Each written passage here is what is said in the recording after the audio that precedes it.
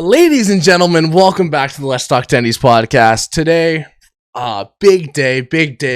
We got our first guest on the podcast, and this guy is awesome. Really great guy. I'm recording this after we did the podcast, so we had a great hour and like 15-minute interview. He's an amazing guy. We are interviewing JonerF1 today. Or at least in this episode, we're interviewing JonerF1. First off, I want to say I'm recording this on December 24th. I even think I said it in the podcast and in the interview. Happy holidays, Merry Christmas, Happy New Year's to everyone who's listening, everyone who's watching. I believe this will be putting up in between Christmas and New Year's. I appreciate everyone's support on the first episode. It was awesome. It was amazing. I had so much fun. I love talking. That's it. I love talking. I love talking about different subjects. I love talking about different people. I love talking with people. It's people, especially people I like. Love that. This episode, we got JonerF1. He is a 3-time going on 4-time F1 champion, esports champion. I probably should have clarified that. He was a streamer at some point. He is a lover of racing, lover of driving, lover of guitars. He also is a podcast host. He actually gave us a shout out in the last. He gave us a shout out in the last one. The last one was the bad, the good, the bad, and the great teachers. He gave us a shout out on that. For that episode, and then we gave him a shout out back for him. So I asked him if he wanted to be on it, and we can just talk around or yap, as his podcast is called, the Yappy podcast. And he said absolutely, and we've recorded it. And honestly, it was an amazing conversation. I had so much fun. He seemed to have so much fun. So if you want to find Jonah on anything, JonerF1 on Twitter, Instagram, TikTok, Twitch. He doesn't stream on there anymore, as well as his podcast, the Yappy Hour podcast. Yappy Oh my god, YAPPY.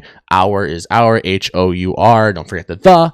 And honestly, great time, great conversation. And let's just, I gotta show you this. It was a great conversation. I will see you in the podcast. All right. Yeah. Enjoy the conversation. Follow or subscribe if you want to see some more people. We got more people lined up. Do not worry. And enjoy it. Enjoy. Sweet. Sick. Bet. What's up? Welcome. Intro out of the way. Ladies and gentlemen, we are joined today, the second episode of I almost said a Yappy Hour. Bro, I am ready to host your podcast. Second episode of the Let's Talk Tendies podcast with the one, the only JonerF1. Round of applause for this man coming through, saying yes to the podcast. He'll be actually our first guest. I'm honored. First guest. Honestly. We got I got a couple of my buddies coming in. I got Momo. He's gonna. Oh yeah. I got him. I'm currently recording this on the 24th of December. So Merry Christmas to anyone. Happy holidays. I don't know when this is coming out. We got Momo on Boxing Day, and then my friends whenever. So I got content for the next couple weeks, which is a W. Yeah, man. A W. Jonah, how you been? Get this out of the way. Good. I've been good. Doing a lot of things, doing a lot of nothing at the same time. Just all over the place. Living life, man. Living life. Love that. I think honestly, we should get this out of the way. Podcast host, talking about the Yappy Hour podcast. You gave us a shout out in one of your latest episodes. I gave you a shout out in the first episode. Where did it come from? Where in the big mind of Joner did that come from? Well, the Yappy Hour, you know what? I can't take sole credit for it. The Yappy Hour was a two-person operation at the beginning. But the idea originally came from the Yappy Hour is my second podcast that I've hosted. This isn't my first go around. I did a podcast strictly based on Formula One, if you even want to call it strictly based on Formula One, because we have 5 minutes of Formula One and 45 minutes of talking about other stuff. called the Soft Tire Podcast, which my friends and I ran for almost 2 years, which was a lot of fun. And, it went way farther than we ever thought it would. We ended up being connected on LinkedIn with some Formula One personalities, with some drivers. It was really cool and interesting. And the problem is we ended up ending it because my two friends ended up moving to Vancouver. And that was a little bit far from here. And we did it on Discord for a little bit, which was fine, but the time difference kind of got in the way and all that stuff. So we ended up calling it quits the summer of last year. And I was sitting talking we were sitting by the fire, having some beers, my buddies and I, and we were like, man, wouldn't it be cool if we did a podcast? These are different friends this time, right, not the same ones from the Soft Tire. Wouldn't it be cool if we did a podcast? And my best friend Anthony's like, yeah, man. I mean, we talk shit all the time. Why not, right? It'd be a ton of fun to kind of do it behind a microphone now and try not to get arrested. And make sure the PlayStation audio doesn't leak. We brainstormed. Dude, oh my god. Make sure the party chats aren't out. We brainstormed it and we thought of an idea, and it was just, we didn't want to do a podcast that was strictly based on one topic because it felt kind of limited with the Soft Tire and having the ability to kind of talk about anything we wanted to. And I remember I was just sitting at my computer brainstorming a name for it, and we use the word yap all the time, and I was like, man, we'd get pretty yappy, and then it just popped up and it's like, oh my god, Yappy Hour with and the idea kind of blossomed of, we have every podcast, we have a different drink and we sit there and we talk and call it the Yappy Hour, and the Yappy Hour was born. See, now I've listened to, I haven't listened to all of them yet. I'm just kind of I have a rotate through 5 or 6 podcasts. So it's in the rotation for sure. I think I'm kind of falling in with your grandparents on this. You're turning into, what's his name? Dave Portnoy with the restaurant reviews. The pizza segment. The pizza segment. That was awesome. The restaurant review is great, man. We love doing it. And it's funny. The original idea for that came up because before we ever did a podcast, the way for my boys and I, during school and during work to kind of stay connected was we'd go to dinner every Friday. Just because, while you're in school, if you have an assignment due the next week, you can push it back to the weekend or something like that. Enjoy your Friday night. Yeah. And when you're working, you're done the week on Friday. So it was just kind of our day to, go to dinner, hang out, do whatever. And then we just decided, well, wouldn't it be cool if for the podcast we did the same thing, but just reviewed where we went to dinner as if we're professional restaurant critics, even though we're just 4 idiots behind microphones. Wouldn't it be cool if we gave our reviews of it? And it was also a way to prevent us from kind of going to the same place over and over and over again because we had to give different reviews. So we ended up doing that, and my grandparents loved it. And we turned it into a full-on segment that we're going to start as of episode 7, which will be next, not this upcoming one, but the one after that. I'm going to make some intro music, and we're actually going to write down the scores and start creating a chart for the best restaurants that we've been to and reviewed. So it's turned into something more than I thought it would be. Throw it in Excel, put it on Reddit, go from there. Here's the link to our Excel if you want to see the scores. It's just 3 21-year-olds going to eat, getting an appetizer and a beer and having dinner. That's all you need. Get a single beer, walk out. It was mid. It's one of those, so yeah, sure. You got to come down to my neck of the woods. You got to come down and we got to go to a restaurant. Figure that out, dude. I'm down. You got to figure out how to drive on a highway so you can. I need to figure out how to drive on a highway. I need some practice on it. For those who don't know, I do have my G2.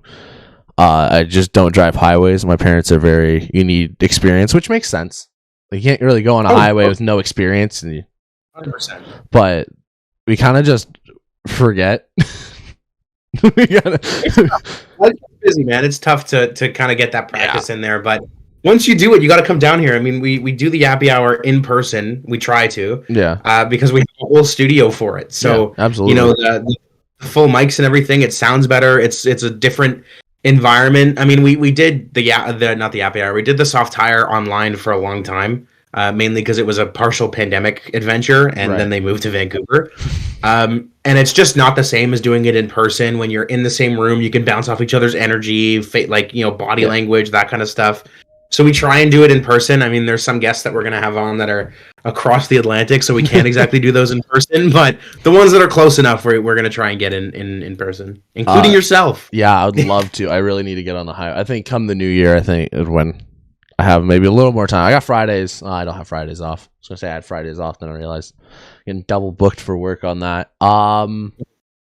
Yeah, tough. F1, going back to the Soft Tire podcast, you have a immense, and it's an obvious immense love for vehicular items and cars and even racing in general. I just want to know, where did the love for F1 begin?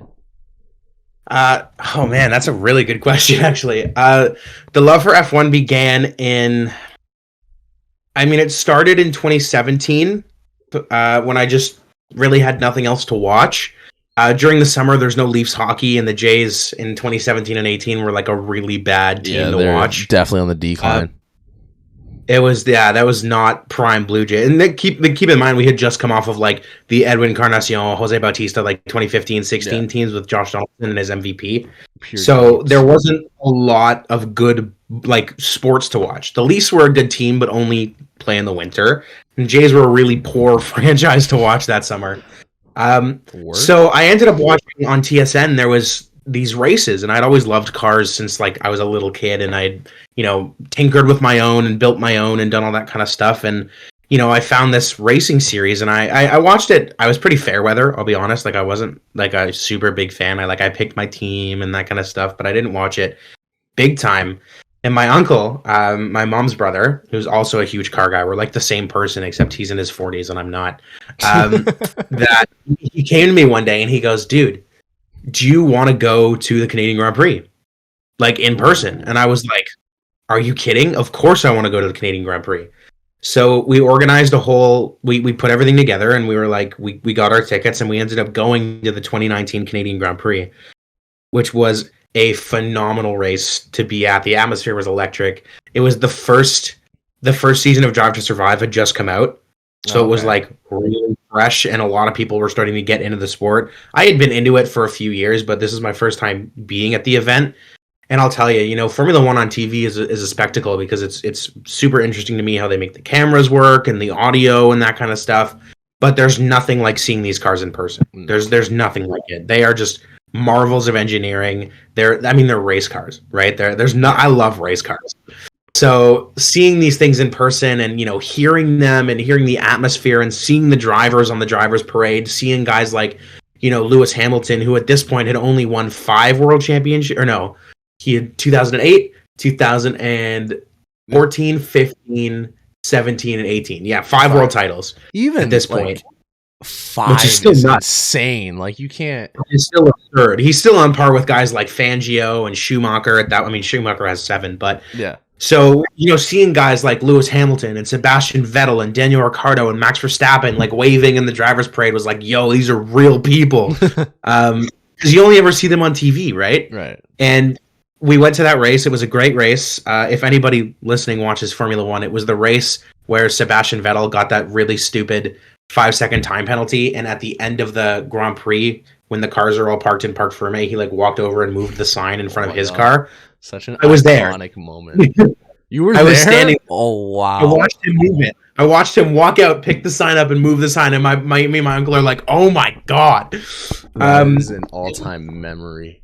It was great, and once you're there and in person, I just fell in love with it, and it was a snowball effect, and I died for the sport, and that was it. And now it's my favorite sport to watch, and it takes up every one of my weekends when it's on. And I did, I participated in the sim racing and esports side of it, and it was I just dove headfirst after that 2019 Canadian Grand Prix. And anyone who doesn't, you really should. It's one hell of a sport. Yeah, I used to love, and I was so into. I used to love NASCAR. Yeah, I don't know why. I don't know what it was. I think it was from Cars, actually, like the Pixar movie. Oh yeah, dude! Loved Cars, loved it so much. And then eventually, I think it formed into NASCAR. And it was growing up. It was always Dale Earnhardt Jr. I don't know why. Don't No reason Always why. Dale. Just Dale Jr. Loved them. Yep. I had like the die cast of like the bigger ones and Oh, you had the model. Oh yeah. the models, and I would stupidly crash them into all the Hendrick cars, crash them into each other. I always loved the crashes too. I think that's one of the things with F1 we don't see much is the crashes, which makes sense. It's a little bit more dangerous. They're not as like significant. Well, I mean, the thing in NASCAR is you'll have like you watch it. They call it the big one. Right? Yeah, there's a ton of cars involved, and in Formula One, there's only 20 cars on the grid. So the big one could be like 5 at most. You'll never really see more than 5 cars in an accident unless it's like really bad. Right. But the thing is the accidents, they're so much faster that it's like way more dangerous. Yeah.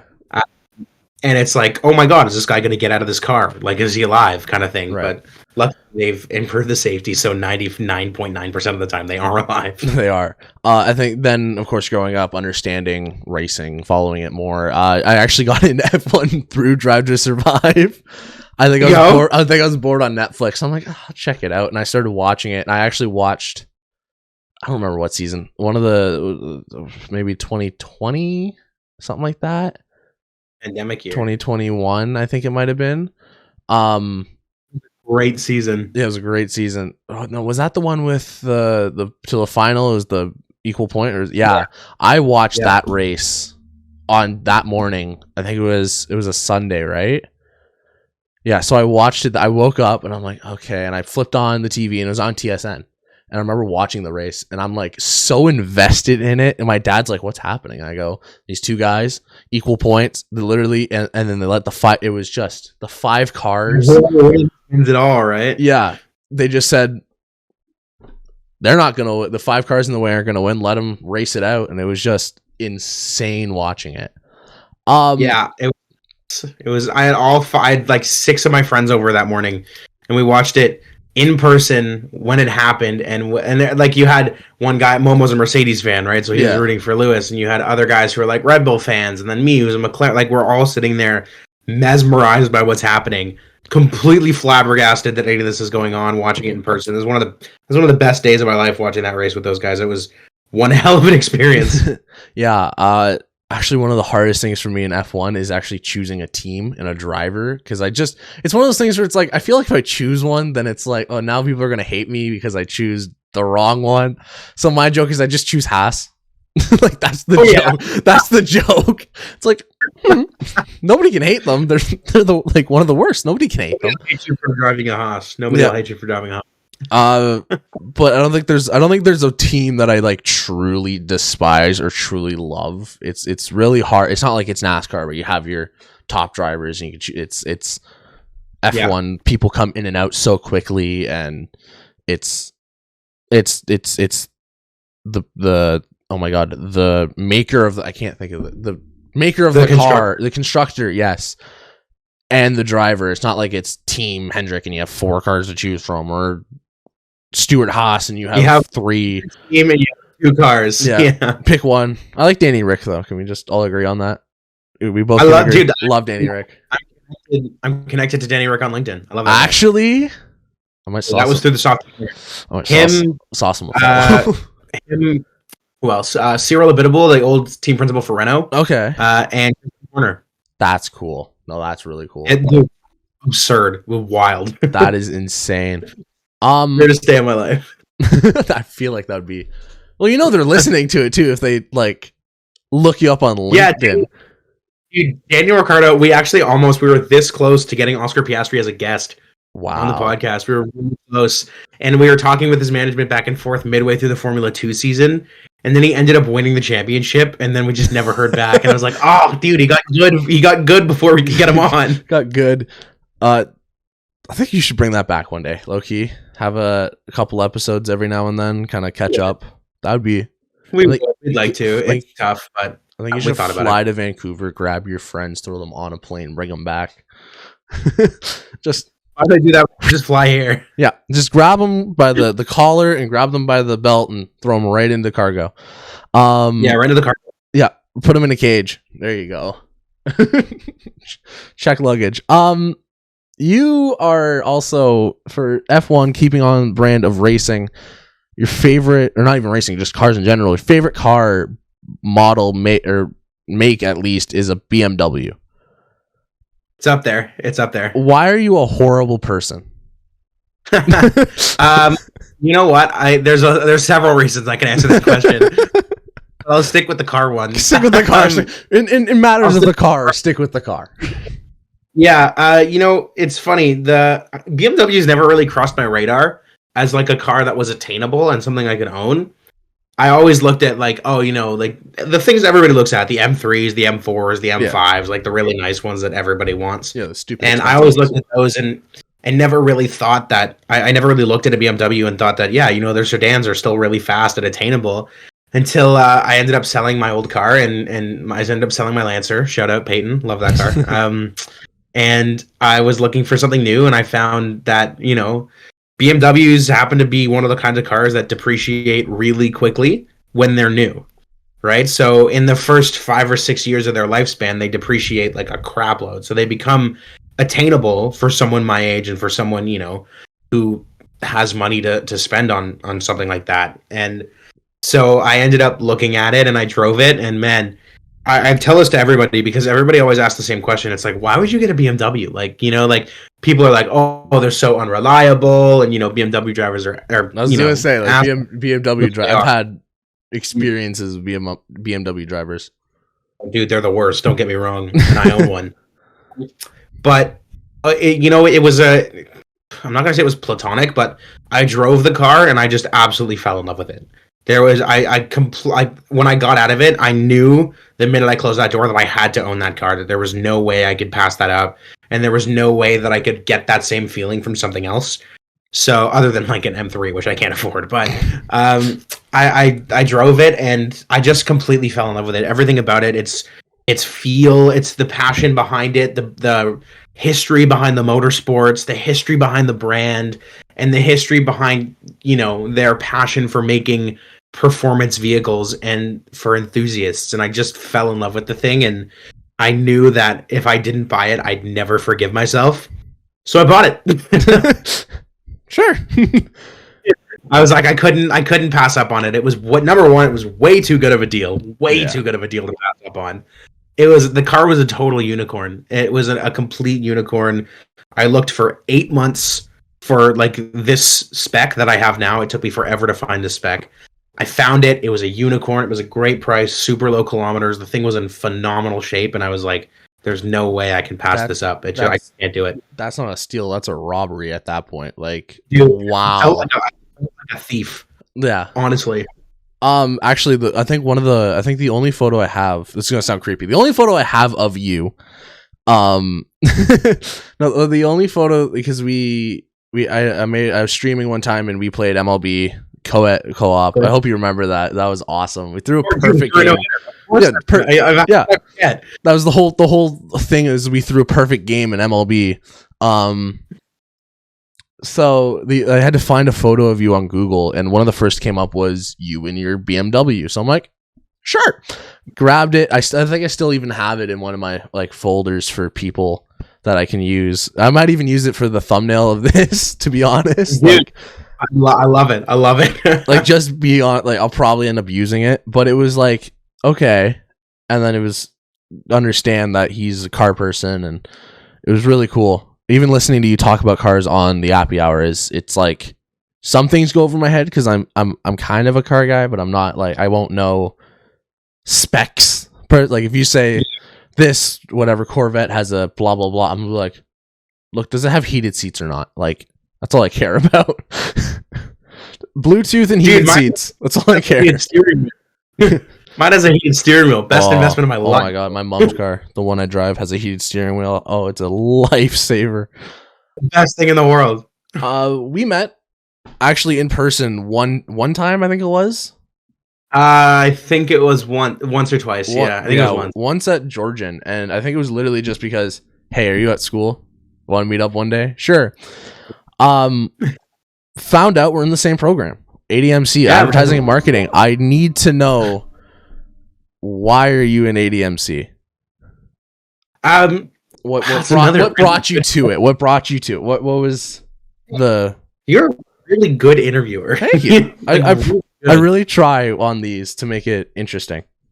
No, you're very, very talented. Like I said, I literally have notes written. I love it. I love it. Dude. Checking it off. That's all. You're very talented at this. ADMC. So I got started. It actually all goes back to grade 9, actually, way back. And take your kid to work day, right? I don't know if you guys have to take your kid to work day. No, I never had that. We did. We had to take your kid to work day. And here's the thing. So my parents love them to death, but both of their jobs are not something I would ever want to do. So she doesn't do this anymore, but at the time my mom was vice president of human resources for Toyota Canada. And she said to me, she's like, listen, Joe, you don't want to come to HR. No, it's so like it. No, no, it doesn't. So I was like, okay. I was like, cool, whatever. I won't do it. And then my dad is on the other side of that wall. So he worked from home for like 13 years. So take your kid to work day is not going to be like done at home, right? It's your one day to go out and experience, an office culture and kind of how that stuff happens. So I wasn't going to sit at home and do the same thing. I've heard him on the other side of this wall for 10 years, right? So my aunt, actually, my mom's brother's wife, worked at a marketing agency at the time. She's at a different agency now, the one I ended up doing my internship at. And she was like, well, why don't you come with me? Like, why don't you, come to my agency? So I ended up doing that, and she had some really cool clients, stuff like, at the time it was, I don't know if you know, like the company Wrigley. Oh yeah, like the gum. Yeah, like Juicy Fruit, stuff like that. Canada Dry, Skittles, like those were some of her clients. So like her team was the team that came up with Taste the Rainbow. Like that was them. That's so cool. It was really cool for me to like meet some of these people and experience it. I met the guy who ran Burger King's social media. Like I really got kind of thrown into the agency life, and I just fell in love with it. It was like the coolest thing to me that everybody was so creative, and there was like not a strict dress code. And grade 9 me didn't want to wear a suit every day, right? So they're like, it wasn't a strict dress code. Everyone was super chill. Brainstorming sessions. I just loved that kind of stuff. It was really cool to me. So after I went to that, the rest of high school goes by. We get thrown a little wrench in the plans with the pandemic. And I decide, you know what, screw it. I'm going to go right to school right after. I ended up going to Seneca for business administration for 1 semester. Oh my God, I couldn't stand it. I could not stand it. It was so many numbers, so much Excel, so many macros. I hated it. There was no creativity. I just couldn't stand it. It's a great program, don't get me wrong, but it wasn't my thing. Like it just wasn't for me. I didn't want to sit there behind an Excel spreadsheet every day. I couldn't do it. It was not interesting. So I ended up taking a semester off. So I dropped out of that program, and I took that January semester off to kind of, collect myself. I was working and just kind of figure out what I wanted to do. And I was looking at different schools, and there were a few that came into the fray for marketing programs because I realized that I wanted to spend more with the creative side and the actual marketing side of it as opposed to the business side of it. I looked at George Brown, I looked at Centennial, I looked at Sheridan, I looked everywhere. But George's program stuck out to me for how its emphasis on creative, right? Right. And emphasis on how much it really, really packed into the program in those 2 years. And so I was like, screw it. Signed up, did the first year completely online. Which I liked the first year, but I didn't like the online part of it. Like I really wanted to be on a college campus. It was weird being 20 years old, walking into your last year of college, and that was the first time you stepped on campus. Yeah, it was really weird. It threw me off, threw me for a loop. And yeah, I just really enjoyed the program. The people were great. I loved them. The teachers were phenomenal. Let me preface that the majority of teachers were phenomenal. You talked about it in your last episode. I did. There's one that just retired. I don't know if you ever had her, but she was, oh God, she was so bad. She hated me. She couldn't stand me for whatever reason. I don't know. Is she the one that kept calling you a different name? Yes. Okay, yeah. Yes. Derek told me about her. Oh, there might be. There goes my Wi-Fi. Oh my God, she couldn't stand me. For the life of me, she couldn't stand me. No, that's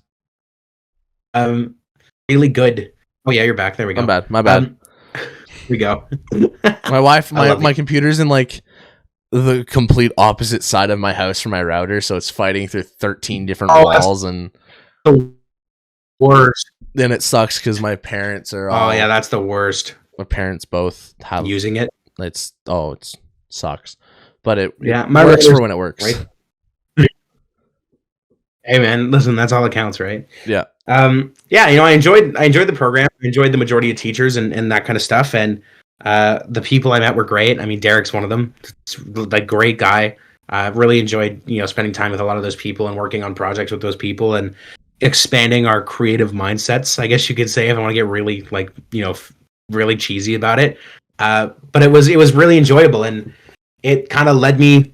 That was the path that led me there, and now my diploma's on the wall, and it's like, hell yeah, man. It was cool. I loved it. Yeah. For me going into it, it was, what can I do to make myself better on YouTube? That was the only reason to go into it. Was I just want. You picked a good program for that. I did, and it was my mom was giving me the idea of like being a teacher, and I'm like, I hated school. I hated being in it. I don't like working with kids, which is ironic because now I actually work as a camp leader, and it's just irony how it turned itself around that way. It really was just, it was kind of funny in the end. And then I gave like suggestions. I'm like, what if I was a chef? And my mom was like, nah, it's shitty hours and this and that. And I was like, it is bad hours. And I'm like, what about marketing? And my mom's like, why? I'm like, I don't know. I can do it. Help me with YouTube. And she goes, sure. Why not? Like, yeah.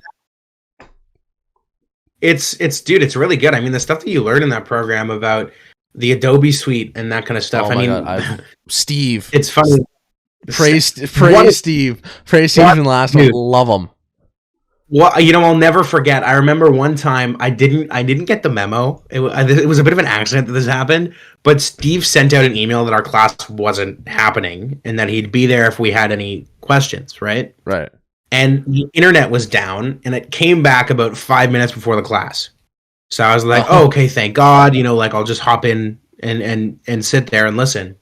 So I hop into the class, and there's fucking nobody there. Nobody there. It's just Steve. Yeah. And then I open my email and I'm like, oh shit. Right? Like, now what am I gonna do? Like, leave? No, I'm not gonna just disappear. Right? So instead of asking him questions, Steve and I spent 45 minutes talking sports. Yeah. Because the program was done, the class was done. So it was just like, okay, if you guys have any questions for the final, like, just let me know. So I hop in and we just spent 45 minutes talking sports, and we talked hockey, we talked baseball, we talked everything with him and I. And what a phenomenal teacher, what a phenomenal human being he is. He really is a great person. He's awesome. I love him. He said if there's any if you want to work he sent an email out and said, you want to work graphic design in the future, let me know. I've yet to send him one back because I want to. But I remember one class we had them both years, this semester and last year. And I remembered he was a wrestling fan, and I went to, actually it was the same. I don't know if you're a wrestling fan or if you watch like WWE. I've watched it. Okay, my friends that are. Okay, because actually I went to, there was a event happening in Toronto sometime in August, I think it was, and it was the same one that Momo went to. I don't know if SmackDown. So Momo actually went to the same one. I didn't know that until I got on the TTC leaving, and I'm like, I could have met him there. And I bought a shirt from a wrestler whose catchphrase is literally just "yeah," and it just said on the shirt, it just says "yeah" all over, and I'm like, okay. I'm gonna wear it the first day to Steve's class, and he better catch it up. He better catch up on it. And I walk in, I have his sweater on, I unzip it, take my sweater off. I think it was like a cool, September day. Put it down. I turn around, and me and him just start talking because it's the first time we've seen each other in person. Because the year before he was online. Yeah. And we're talking or whatever, and he just finished it. And he goes, "Yeah," and I'm like, "Oh, good, you read my shirt." And it was the funniest thing, and I'm sitting there, I'm like, okay, we're gonna get along this year. Like it's gonna be good. He was a great guy. I mean, I never had him in person, unfortunately. I never had him in person. He was a good guy. Awesome person, like great conversational. I did did you take intro to entrepreneurship? I took social entrepreneurship. Okay. In the second year you got to choose 2 courses. It was the current issues and stories about that. You took that one? I took the other one, which was intro to entrepreneurship. Because I'm like, I don't really care about issues. I feel like it's just going to be whatever, bad class. Sure.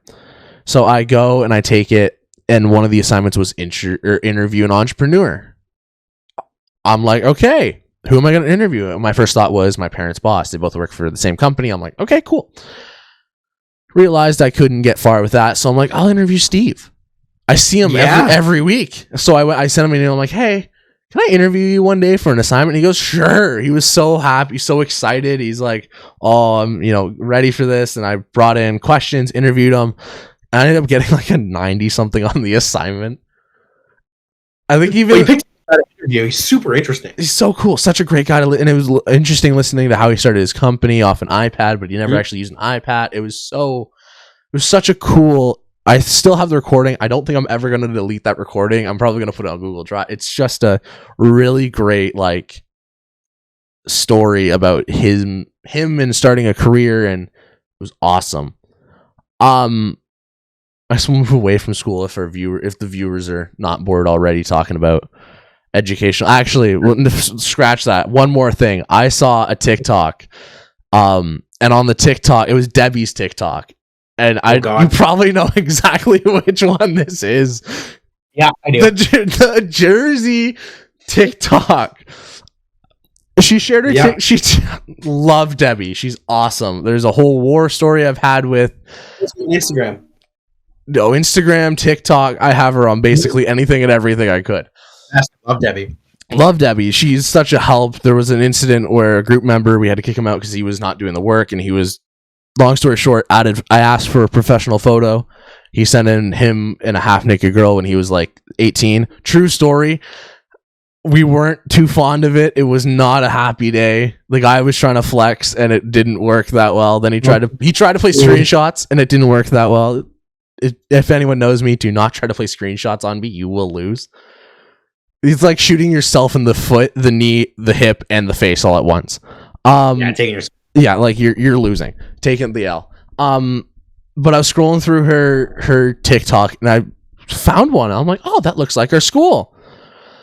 Open it up and I'm like, oh, I know that guy in the back. And it's this dude. Yeah. It's this dude walking in, agreed to do a TikTok with the teacher, and I'm like, God damn, I wish I could do that. Truth be told, I am taking that sports marketing class next year, so. Hey, listen. If you get the chance, do the TikTok. I will do the TikTok. No, Debbie's great. She's awesome. She's really awesome. And I mean, it was funny because that was after class. Like, class was already over, and at that point, I had that class on a Thursday, so I didn't have anything after, so I just go home. So I could sit there for an extra 20 minutes or something like that, and kind of exist. And it wasn't like putting me out, but yeah, it was very funny. Debbie was very enjoyable to be in a class with. I want to see if I can try to get Debbie on the podcast. I feel like that's a big stretch. Oh, I feel like it's a big stretch. That might be a big stretch. She might be like, well, okay. When? No, dude, that's an interview her. I mean, she used to work for the Miami Dolphins. Yeah, I know. Dolphins, Argos. I wanted to bring all that up. I have a bunch of people on my mind. She brought in, I don't know if you ever heard of him. His name is Todd Collins, social media. It's like a social media marketer. Really, he brought him in on a call during our social media class. I loved picking his brain. Social media was the one class I got so excited for because I'm like, this is something where I actually want to use it. Yeah. Everything else, it's like, okay, like entrepreneurship and PR. PR was a war story. It was hilarious. I actually want to get my friends who are also in that PR class on the call to talk about it. It was awesome. Okay, now actually moving away from school. The last 2 episodes have been basically around school, but still kind of not moving away from it.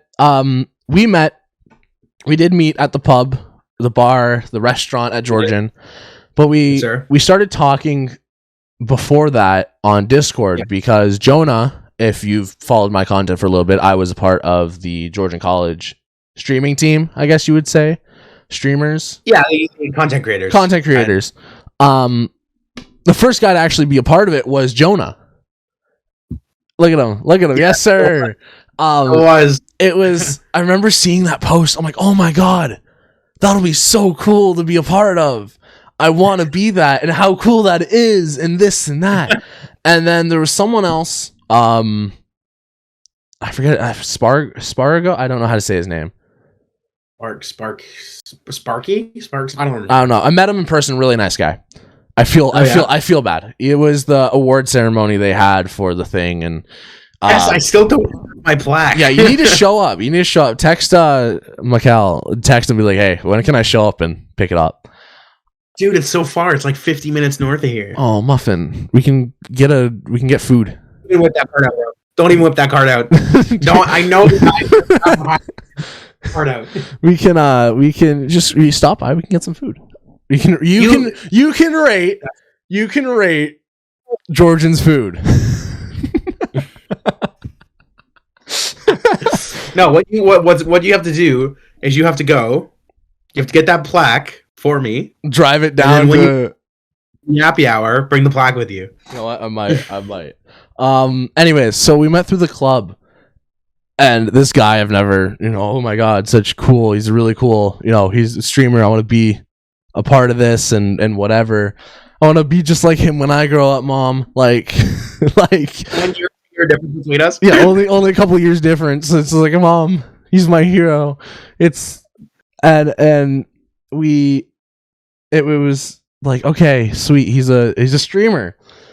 I think I followed you on Twitch, and then you came back on one of my streams, and you followed back, and you stupidly wasted your money subbing to me recently. I don't know what's wrong with you. You'd really have too much money to burn if that's the case. Believe me, I don't actually have as much money as I used to because of that thing in the garage now. But yeah, and for those BMW haters, it's not maintenance, it's mods. I always support. You gotta support the homies. You gotta support the friends. It's awesome. I love it, and it's supporting you, Momo, especially. I really have to ask though. When did the wheels come off the tracks and you just decided not to stream? Oof. I keep bugging you on this. Like, I need to get you back up the stream. It's not bugging me because it's a great question, and it's very it's interesting. I mean, it's interesting to some people. I had been racing competitively for a while, and for the most part, that was the only thing I was streaming was my competitive races, because at the end of the day, when you're racing in those competitive scenes, if an incident happens, you have to have your point of view, right? You have to have your view of the incident so that all the views can be collected and the stewards can come together and create an incident report and dish out the penalties if necessary. So I really only streamed to catch my point of view. That was the only reason I really did it. And I had known Momo for a little bit now. I'd known Momo since 2020, because ironically our other friend Sebastian, love the guy to death, him and Sebastian went to high school together. Okay. And I know Sebastian because we used to work together at Best Buy, and I had no idea that he knew Momo. So he introduced me to Momo, and then Momo kind of got me into streaming more frequently and streaming more than just my race POVs, even though that was really the thing that did really well on my channel. Like, right. At the end of the day, I'm not going to sit here and say, oh my god, I did partner numbers, but like my race POVs for my final championship, my currently final championship, we're working on a fourth, for my final championship, my POV for that Grand Prix, the Abu Dhabi Grand Prix with Ferrari, had triple the viewership that the league's stream did. That's insane. There were 3 times the amount of people watching my POV of the race than they were watching the entire Grand Prix with the league. So there's 3 people watching? Sorry? So there's 3 people watching? Like 38. Okay, people watching. Sorry, I had to throw that little roast in there. No, it's funny, dude. Yeah, there were about 38 people watching my POV, and towards the end, in the last few laps, because it was the same kind of thing as the 2021 title. Me and my championship rival at the time went into the race. There was only a 6-point difference between us, and so either of us could win it that day. So in the last few laps of the race, the race I'll never forget it. Abu Dhabi, I think, was 30 something laps. My POV on the last few laps was like 57 viewers, 58 viewers. It was ridiculous. I'd never been that high in my entire life. It was absurd because all these people were like, "Oh my god, it's coming down to this. He's in position to win the title. Like, we want to be on with him to see his reaction." Right. Which was, I'll never forget it. I crossed the line. I was like borderline tears because it had been 18 weeks of battling for this championship that had come down to the last race. I remember I went to the back. The Canadian flag is there now, but it used to be in my office downstairs. I went to the wall. I took it off the wall. Like, wrapped myself in the Canadian flag. I was super stoked. And so Momo convinced me. He's like, "Listen, man, there's clearly an audience for your Formula One content. You should stream more than just your race POVs." So I was like, "Okay, screw it. We'll give it a shot." So I streamed, and then I would stream, 2 days a week, and then it went to 3, and then I was streaming Monday through Thursday, and I was streaming different games, and it just got to the point where it was just burning out. Right. There was a lot of stuff that I was doing. My internship at my agency had just started, so I was working like 9 to 5, and then coming home and streaming for 4 hours, and it was like, oh my god, I have no time to myself anymore. And it's funny. Most people would be like, "Oh my god, I wish people would watch me play games," but it's like, you wish people would watch you play games to a certain extent. Like, there's some things that I love about it. There's always a limiting factor. And after the season, and I stopped racing in Competition Racing League, which is now goes by a different name, but I refuse to give them any free promotion because they're total a-holes, those guys. But after I stopped racing in there, and now there was the major thing that kept my channel going and that kept me doing it was the league race POVs, was the competitive racing, because people wanted to see competitive action. They wanted to see really high quality racing. And I'm not going to sit here and say I'm Jarno Opmeer, because I'm not. But once I stopped doing that, there was kind of less incentive to keep going with the other stuff because there wasn't as big of an audience for it. And it just kind of fizzled out. The new F1 game kind of sucked at that point. 22 was really bad. I wasn't enjoying playing it. I wasn't enjoying the people I was playing with. So I just stopped playing. Just stopped streaming. That was it. Is there a day where you decide you're going to come back and maybe do a stream a week, maybe like a Saturday night where you piss around with your friends and play Warzone, or maybe do an F1? Because I know Momo, you and I played F1. Yeah. And Momo and I streamed it, and I was like, "Yo, you got to get on it. You got to stream it. You can totally pull viewers." Is there a day? Yeah, there could be. If there ever was a day, I don't think it would be as consistent as it used to be. I think maybe I'd stream once a month or once every 2 months or something like that, just for shits, or just to capture good moments on camera and be able to relive those moments. But I don't think I'd ever go back to it as consistently as I was. I don't have the time anymore. And it was draining. It was a lot of work to maintain that, post the schedules, make the clips, make the TikToks. I applaud you every day because of how consistent you are at it. I can't. It's really funny because I'm not consistent. I am, and that's a step. I couldn't maintain it with work. It was too much.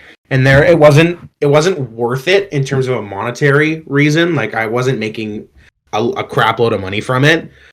So I was like, okay, I'm making money working. So why am I going to sit here and waste time, kind of thing? Yeah. So I still play for fun, but I don't stream anymore. And if I ever came back, it'd be very, very temporary, I think. That's fair. What would the league race preparation going in? Because when we played, you might as well have drop kicked everyone else out of the lobby. It was obvious who was winning and obvious who was, not playing the game. What was the routines like for you going into it, and did you use all the practice time that was given to you? And yeah, it was so the way league races work. It's a little strange. So it's a race once a week, right? And there's qualifying, and then there's the race same day. It happens right after it. And there's no designated practice sessions because it's very hard to get everybody in for a practice session on a separate day and do that. Right. So people, what they do is they practice on their own time and come in for the race. So preparation, that was the other thing with league racing. And when I was working is the preparation for league racing to try and stay competitive was a lot of time. It was a lot of time. Because at the end of the day, it's very finite margins that separate you from another driver. So it was like, it was like 7 or 8 hours of practice a week before the race of lap after lap after lap and working strategies and working fuel loads and talking with my engineer, making strategies with my teammate. It was a lot of work that, don't get me wrong, I loved it. I absolutely loved it. It was a blast. But it was so much time that during the pandemic, it was way easier to get away with. Right. Because, I wasn't allowed to go anywhere else. But once that pandemic was over and real life kind of restarted, it was really hard to justify sinking 8 hours a week into practicing for something. To the point where on F1 2020, I have like close to 900 hours of gameplay on that one game. That's insane. Because it was so much practice all the time, every single day, practicing for the race. The race happens, you get off for a day, like you take your breather, then it comes around, you start practicing for the next week. It was like, it never really stopped. You had one break week a season, like 1 week where there wasn't a Grand Prix, so you had one break, but every week it was back to back races, and it was a lot of time to sink into it. That was becoming harder and harder to justify. That's insane. Yeah, pro gaming's, a lot of people give it so much flack. It's actually such a difficult thing to coordinate with everyone. I played for the Georgian like COD team. I have the jersey. Yeah. It's there. I have the jersey from the team. It's proof. It was hard to justify, like, I outside of work, because I used to work like Wednesday nights, and the only COD games would happen are Wednesday nights, and it was like, okay, well, I'm getting home at this time and I can't, and then they're like, look, the guy who's the team manager, he just dipped. You want to take over? I'm like, sure. Even more time. And I took down notes. I'm like, okay, I actually sunk good time into it. I'm like, look, here's what needs to happen. I need name. Everyone else was kind of like, I'm not throwing blame on anyone else, but it was kind of like, well, they're kind of just doing this for fun. And then you'd face like schools that are like, do it religiously. Yep. Like you'd face Michigan State, and then these guys would be playing 36 hours in the week. And you're like, hold on, do you guys not have, and they're like getting paid to play it. And we're like, so then we tried to play one game. Then it was update night. So we tried to push back and like, look, you got to either forfeit or this. And I'm like, blah, blah, blah. And then I tried to take it up with the league, and they're like, you guys, first off, you guys said you would forfeit. And I'm like, here's the thing. We had to, because of an update that you guys scheduled our game on. And they're like, well, we expect everyone to have our game updated and this and that. I'm like, whatever. And then from there, we just like backed out of the league.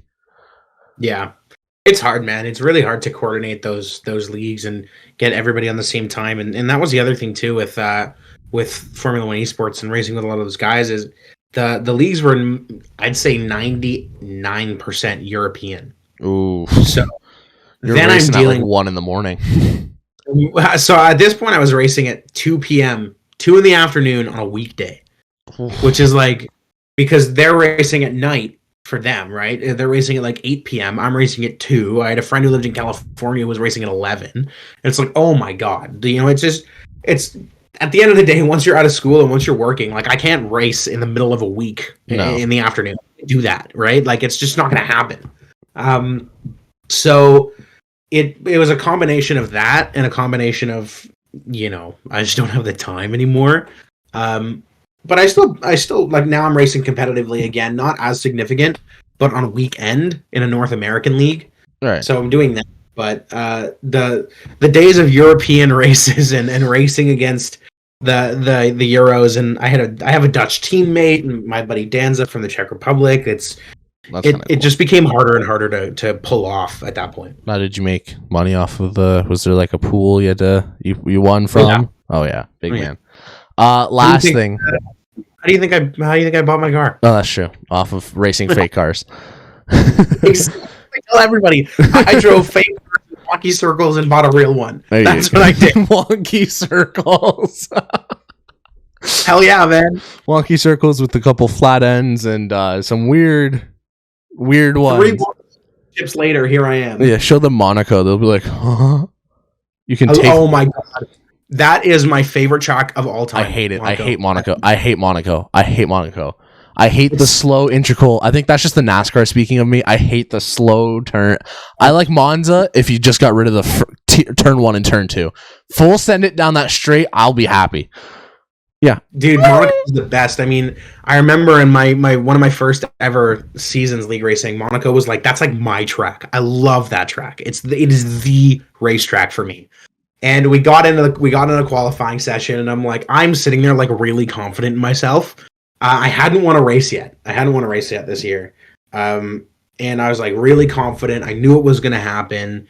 And we get into quali, and, you know, we all set our banker laps. You know, you put your time on the board. My banker lap was like a 111 or something like that. Was my banker lap, which was good enough for like 4th on the grid. And I was like, see, that's not going to cut it. So I put on a new set of soft tires, lower the fuel load all the way. I deafened myself in Discord. I didn't want to hear a single thing. Right? I pull out, I warm my tires up, lap starts. I will never forget it. The guy I battled with for the championship all year, he ended up beating me for it. The guy I battled with for the championship all year was really quick. He set his banker lap, his final quali lap was a 110.2 was his banker. Was his final lap. And keep in mind, my lap at this point was a 111.1. Right? So he's 9/10 faster than me. Which still isn't that big of a margin. Which is, I mean, it's like absurd, right? Yeah. So I go out there, I set my final lap, checkered flag falls, I cross the line with a 109.1. I beat him by 1.1 seconds for pole. That's insane. The closest person behind me was 1.1 seconds back. I undeafened from Discord, and he was like, "Are you kidding me? How did you, like, where does that lap come from?" And I was like, listen, man, I had spent so much time sweating Monaco to the point where out of 120,000 people on the time trial list, I was 368th. That's insane. Sweated that. Best track in the world. That's insane. Yeah, I can't. I think the one track that I do like the most is I don't know why, but the Red Bull Ring. I don't know. I think it's great. I think it's just the mix of the corners and the swoop turns, and you know, long straights. It's cool. You have long straights. You have medium speed corners on the first. Like turn 1 is a medium speed corner. Then you go up to turn 3 because technically the kink on the straightaway is turn 2. Yeah. Turn 3 is really slow speed. Turn 4 is a medium speed. 5 and 6 are like decently medium to high speed. 7, 8, and 9 are all high speed corners. It's phenomenal. Like one of the most perfect tracks. Great. Last thing we're gonna touch on. We've been talking. Can you believe it? We've been talking for about an hour. Dude, it's awesome. You know what? What that makes it? A Yappy hour. Yappy hour podcast down below. You posted some TikToks on your TikTok. Again, all Jonah's links in the description. Yeah, I know. I'm touching. I'm nice. Don't forget it. Oh, nice. Forget. I'm gonna be touching. You play the guitar. I do. Yes. And one of the things I didn't know about you until I think I stumbled upon your. I think I knew you were kind of a music guy. Again, you love your vinyls. Love it. You will swear and die by those until the world explodes. I will. Don't worry, your vinyls will still find a way to be floating in space. I don't know. You probably have them bunkered down somewhere. What got you into guitar? Like playing guitar? Man, that's another really good question, dude. Oh my god. That's actually one I didn't write down until we started talking. Like I wrote that down maybe halfway through. I'm like, oh yeah, maybe I should just touch on that. You know what? You're very good at this. I'm telling you. Thank you. So music has always been like a gigantic part of my life, like massive. My dad is a music, like I'm not going to say nerd because he's just so knowledgeable. He grew up with it. I mean, keep in mind, he grew up with this in like the 70s. So it's like vinyls and you move to 8 tracks and cart decks and that kind of stuff. And he's just always been like a music guy. He went to school for radio broadcasting. Like, it's just like, it's always been his passion. And we've always been surrounded by music in this house. You'll never find anywhere in this home where music isn't playing. I can't have silence. It just doesn't work. Music's always playing, whether it's, his music, my music, it's always in the background somewhere. And so from a very young age, I was surrounded by music, and it wasn't like I wasn't surrounded by like, mid 2010s, like techno music. Right. I was surrounded by like 60s, 70s, 80s, 90s, R&B, rock, like that kind of stuff with real physical instruments. Right. And I just fell in love with it. And, ironically, my brother had this whole thing happen to him with his eye. There's a very long story. I'll tell you off the podcast. It's very graphic. I'll tell you another time. But right. It's very great. And one of my dad's coworkers for my brother as like a get well soon present. Keep in mind, this is like 2007. Okay. So I'm 5 at this point. As a get well soon present, got my brother Guitar Hero for the Wii.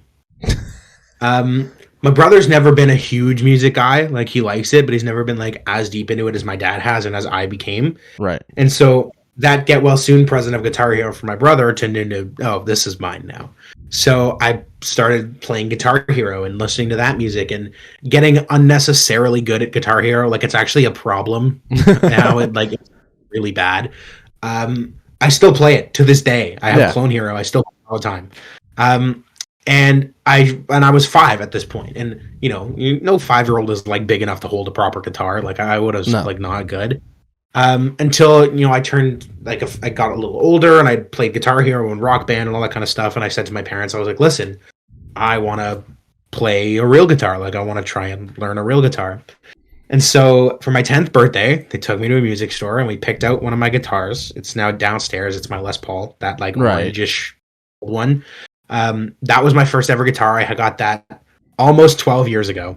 Wow. I love that thing to death. I've done so many modifications to it. It has a different pickup in the bridge now. It sounds so good. I love the thing. And so I just wanted to learn, and because all these bands and stuff that my dad had me listening to got me into music, and I wanted to learn. And one guitar turned into 2 guitars, turned into 3, turned into 4, and now I have 5. And it's 3 of them are sitting right here, right next to me. Now I have 5 guitars, and I've been playing for almost 12 years. And it's just something I've fell in love with. And I started with electrics, and I played electrics for the first 4 years of playing guitar. And then after 4 years, I got this guy right here. Beauty. My Washburn acoustic. You can see it's definitely been played. Like, you can see like the scuffs. There's always stories behind it, though. And that's the other thing. I love the stories behind guitars and how they look the way they do and the woods they're made out of, and how if this guitar was made out of a different wood, it would sound different and it would give a different tone. And it's always been super interesting to me. And, every guitar has a story, and every owner has a story with that guitar. And I've now had this one for almost 7 years now. And it's seen its days. You can see it's been played, right? It looks like it's been used. And I love that about guitars. The way they look, the way they sound, the way they feel. And I fell in love with it. And like I said, 1 turned into 5, and I've been playing for 12 years. And it's been, it's one of my favorite things to do in the entire world, because there's no, other than maybe driving, look as it slides down. Other than maybe driving, there's no better therapy than playing a guitar in my head. No, my story for a guitar, I got into it I would say like grade 7. And I started with the ukulele, because we had music. Yeah, we had music class, and it was ukulele. And I remember I learned it, and I was like, "Oh, I like this. This is fun. I want to learn guitar." My dad had a guitar since probably before I remember him only having a guitar. Like, I remember his guitar. I kind of looked at it, maybe touched the strings, didn't really touch it, didn't play with it. I picked it up one day, and I started like doing ukulele chords on the 6 string. I'm like, well, how am I gonna figure this out? So I started playing around on it. My mom comes in and goes, "What are you doing?" I'm like, "Oh, I'm just trying, Dad's guitar." She goes, "Oh, are you interested?" I go, "Yeah, I think it'd be fun." She goes, "Okay." That Christmas, maybe the next Christmas, like Christmas of grade 8. So I don't know, 6 years ago maybe. I got a present from my grandma, which was this giant box, and she didn't tell us who it was for. And my first thought is, because I'm an older I'm the older brother. It's probably for my younger brother. Okay, cool. Right. Come Christmas Day, my mom or grandma picks it up, puts it in front of me, says, "Open it." I go, "Oh, it's actually for me." It's for you. Oh, it's for me. Open it. Big box. Open the box, and it's this guitar. And keep in mind, it's a guitar from Costco. It's only as good as it can be, but I still love it. I brought it to. I went to my aunt and uncle's yesterday, and we gave it was a little guitar we had for me to my cousins for them to play. Oh yeah, because they've been into guitars. So I brought my guitar and I tried to teach them. My dad taught them a couple chords, and I just was pissing around with it. So I had that, and I really didn't touch it for the first year. Grade 9 came in. I'm like, okay, there's the high school I went to, there was a guitar music class. But both greatest idea I've ever had and worst idea I've ever had. The reason is, it was just everyone playing different things all at once at 8 a.m. It was horrible. The teacher was like, "Oh, you got to practice." So every time I would start turning and talking to my friend, they're like, "Oh, you got to practice. Oh, you got to practice. Oh, you got to practice." I'm like, I only practice songs I don't like for so long. And it was I never was interested in the picking and I liked riffs, but I could just there was something about it where I just couldn't mentally get myself to do it. Yeah. And I was like, "Oh, strumming. I see my dad strum. That's probably where it came from." Then I started picking up a little riffs. There's one, I don't know if you know them. It's called "Sometimes" by the Beach Fossils. I don't know them. I can send you the song after. I learned it through camps, and I learned it through my senior leader, so the person above me. He plays guitar, and that's like one of his songs he's playing. I'm like, "What song is that?" And he showed me, and he taught me it. And it's a really, really easy song to pick and a really easy riff. But there's some songs I just can't. Like, you tell me to do like "Sweet Child of Mine," I'm gonna sit there and look at you like you spoke like Mandarin or something. Like I can't do the basic riffs. Really? Tennessee Whiskey, I can do off heart. "Sweet Child of Mine," can't do. Oh, Friends in Low Places, I can do. Takes a lot of time. I can't do. Like, it's tough. It takes a lot of time and a lot of learning and a lot of commitment to really sit there and learn it. And I mean, it's also different when you swap between like electric and acoustic, and you kind of, because they're rings, they feel different thickness of the neck, all that kind of. It's very different. Yeah. But yeah, I mean, it's one of the things too, kind of when I got into high school about it, is that, and this is gonna sound really shallow. Like, it's gonna sound really shallow, but at the end of the day, dude, there's no better way in the entire world to pick up a woman than have a guitar. I've learned. My girlfriend loves it when I play guitar. I'm sitting there, I'm just strumming the song. Mm-hmm. But the way I play, it's just whatever's on my playlist. I look up the tabs for it. It's not even the tabs. It's just the words with the chord above it. I just play it. I don't learn the riff. I don't learn the solo. I'm kind of just there to play the songs that I want to play and play along with them. So if I hypothetically went to a karaoke, and they're like, "Oh, play a guitar with it. What song can you play on guitar?" There's like a good select 4 that I know off by heart that I can do. Right, start to finish better, just relatively easy. Then I picked up. I can actually turn my camera. You can kind of see them over there. Oh, it's a Telly and a Strat. Telly and a Strat. So the Telly is actually a Fender. That was my first electric.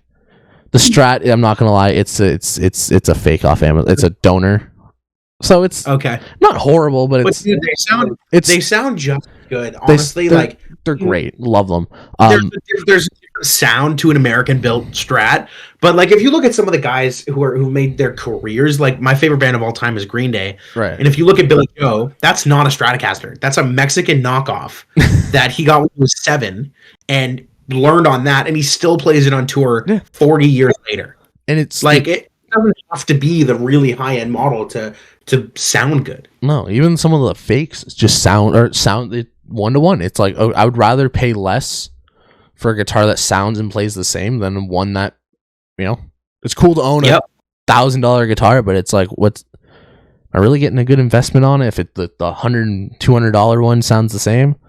No, it's a tough market to look at because guitars are so expensive. And I've always been a Gibson guy. Right. I got my first Strat style guitar this year. Literally this year was the first one I got. They're fun to play. It's not even a Strat. Like it's it's right here. I don't know if you know. Do you know PRS, Paul Reed Smith? I think so. I got a PRS Silver Sky. See, that's nice. Love that. And dude, it's John Mayer's signature guitar. That makes sense. And I put this little bandana behind the strings. Fun fact, if you ever get to do this, if you put a bandana or a piece of cloth or something behind the strings on the neck, this helps mute the vibration so they don't buzz. So actually, I put on my Christmas, I don't know if I'm getting it. Hopefully. I don't keep saying I bought. I asked for I forget the actual name of it, but string muters for your guitar, and it's like a wrap or string wrap, fret wraps. Wrapped around it, yeah. Because I'm like, maybe I'll actually start, because that was the one thing with electric, I can't get into it because it's like, oh, it doesn't sound. I have to play with the amp, and it's I have a little Fender amp. I don't even think it's Fender. I have a little amp, and it's like gain, bass, treble and something else, and I'm like, I just twist it until it sounds decent, and it's like, okay. Then I turn them all the way up and I strum it. I'm like, ooh. Yeah, it's complicated. Then you get into the whole world of like guitar pedals and that kind of stuff, and the only guitar pedal I have is a loop, and it's not even a good loop. I have to I can't play it and trim it. It's a one off Amazon. It was like $50. It's funny. I don't have a single guitar pedal. I've been playing for 12 years. I don't have one. A loop is a must. If you are playing a song and you want to have the background to it, get a loop. Invest in a good one though. A good one. Invest in a good one. Yeah, there you go. Buy it. Yeah. Oh, and we're cutting out again. You can tell it's been half an hour when my Wi-Fi starts deciding to die. Oh, We're good. I think that's it. Talked F1, talked streaming, school, guitars, music. That's a whole lot of yapping for over an hour. This is not the Yappy Hour podcast. That's a later project. I'm hopefully eventually going to be on down the road if I can drive down the road. The guest spot's always open for you. You just got to make your way down here. Yeah. The problem is getting down there. Wait till teleportation becomes a thing, bro. Highways, not a problem. I've already emailed Elon. I've already DM'd Elon asking, "Hey, I need teleportation. I need to get to my girlfriend's house. She's home alone. Home alone. I don't have the car. Help me." Ladies and gentlemen, welcome to the Yappy Hour season 985. Tendie still has not been on the podcast. We've done 900 eaten. We've done 1,000 seasons. He's still not here. We've 1,000 seasons worth of restaurants, and we've covered from Canada to Zimbabwe. We're still going, but we can't get that far. We are currently in Zimbabwe. Funny. Anyways, thank you for doing this. I appreciate it. Of course. Thank you for having me. This was a blast. This was really cool. I absolutely got to get you on. I got to come up with new questions. I got to get you on again. I'll be here. We got to do a stream. You don't have to stream it, is what I've learned. But we got to plan a day. When the new MLB comes out. Yeah, if I can justify buying it and not wanting to bash my. You have a PlayStation. Yeah, I'm broke. Well, not even that. I think I need to be in the mood for it. I've been so out of it. I have not played the whole season, the Diamond Dynasty wild card or whatever they call it. The seasons thing that they do? Yeah, I hate it. Not even the seasons. It's the whatever they added this year where you can only use certain cards for certain seasons and sets. I hate the sets.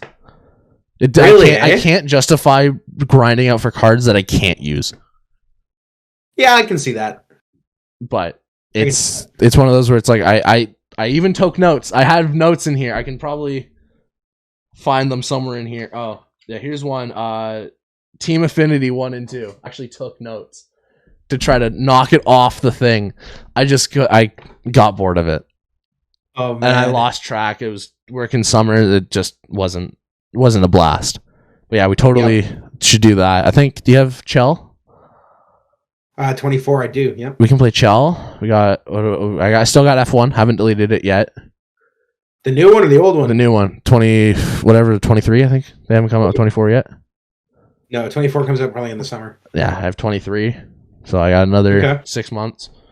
There's a few games we can play. We can figure it out. But yeah, thank you for coming on. I appreciate it. The blast was awesome. It was great. I love it. Any links anything you want to shout out? Oh man, it's me asking this question. I know, that's why I'm throwing it in there. We gotta think. Anybody listening, if you want to go listen to the Yappy Hour podcast, you can find it on Google or you can find it on Spotify and Apple Podcasts. Just look up the Yappy Hour.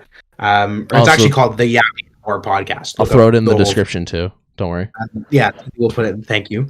But yeah, that's really about it. If you want to follow me anywhere on socials, you can do that. Twitter is probably where I'm funniest, so it's at JonerF1.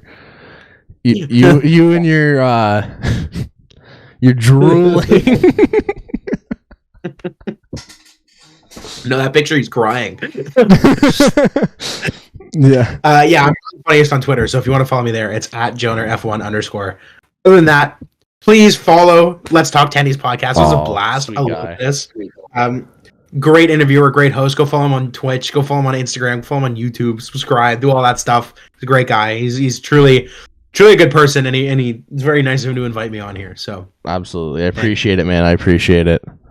I guess now I have to figure out when I need to record the outro. Probably after this. All right, to the outro. Epic transition. Bam! Man, what an episode. Jonah, again, thank you, brother. I cannot exclaim how much I enjoyed you on the podcast. I absolutely want to get Jonah back on this one. Such a great guy, such a really good person to be interviewed. Love picking his brain on different things, on F1, on racing, even MLB in the past, or even a little bit of MLB in sports, and some of our teachers. I know a lot of you may be done with the conversation of teachers. Keep in mind, we did have basically the same teacher set in college. Loved talking to them. It's one of those things where, as an interviewer, or someone who's just getting into interviewing, and who I enjoy it. I'm not gonna lie. This is really bright. I enjoy interviewing people. It's really, really nice to hear. I'm gonna toot my own horn a little bit. It's really nice to hear someone say that you are a really good interviewer and asking really tough questions. We actually did talk about interviewing after we stopped recording for a little bit.